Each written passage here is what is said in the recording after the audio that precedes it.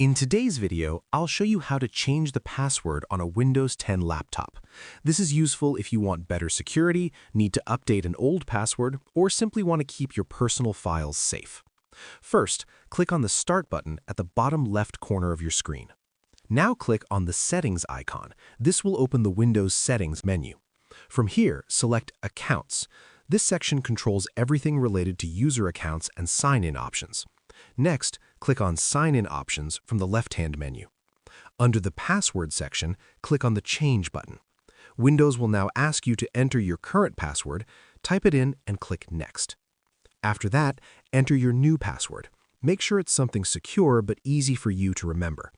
You'll also need to confirm the new password and add a password hint, which can help you remember it later. Once everything is filled in, click Next and then click Finish. That's it. Your Windows 10 laptop password has been successfully changed. And that's how you change the password on a Windows 10 laptop. Share this video and subscribe for more helpful tutorials.